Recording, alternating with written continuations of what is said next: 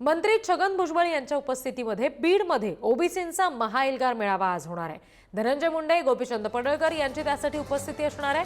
सभेतून ओबीसी आंदोलनाची दिशा ठरवली जाणार आहे। मंत्री पंकजा मुंडे यांना सुद्धा मेळाव्याचं निमंत्रण दिलं गेलंय, मात्र मेळाव्याला त्या उपस्थित राहणार नसल्याची माहिती आहे। मंत्री छगन भुजबळ यांच्या प्रमुख उपस्थितीमध्ये आज बीडमध्ये ओबीसींचा महाएल्गार मेळावा आयोजित केलाय। संध्याकाळी 4 वाजता छत्रपती संभाजी महाराज क्रीडांगणावर हा मेळावा होणार आहे। धनंजय मुंडे, गोपीचंद पडळकर हे सुद्धा त्यासाठी उपस्थित असतील।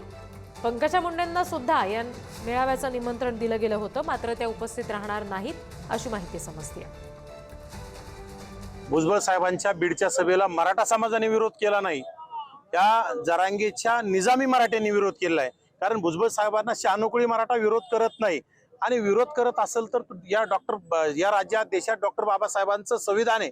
संविधानिक मार्गाने कुणाला कुठेही सभा घेता येते। जरांगेला अनेक मराठा नेते येऊन भेटतात की त्या जरांगे समर्थकाला आम्ही काय करू शकतो, काय उत्तर देऊ शकतो, आम्ही काय बांगड्या भरलेल्या नाहीत।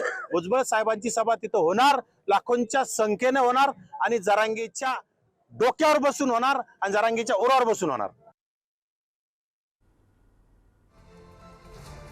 आपण ही दृश्य बघतोय, बीडमध्ये आज महाएल्गार मेळावा ओबीसींचा होणार आहे आणि यातून आंदोलनाची पुढची दिशा कशी असणार आहे हे ठरणार आहे।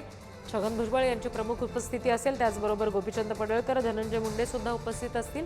पंकजा मुंडेंना सुद्धा बोलवलं गेलं होतं, त्यांना निमंत्रण दिलेलं होतं, मात्र त्या उपस्थित राहणार नाहीत अशी माहिती समजते।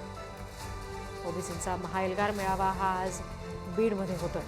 भुजबळांच्या उपस्थितीमध्ये हा महाएल्गार मेळावा होणार आहे। ओबीसी आंदोलनाची पुढची दिशा नेमकी काय असेल हे या आंदोलनामध्ये ठरणार आहे।